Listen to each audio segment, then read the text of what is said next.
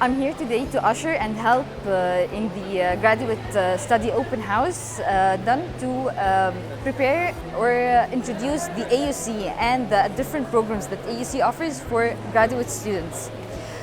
The fair itself is done to all prospective students to get the chance to explore the different programs, masters and PhD, that AUC has to offer. I believe this is a great chance for all prospective students who are interested in AUC to learn more about AUC and the programs.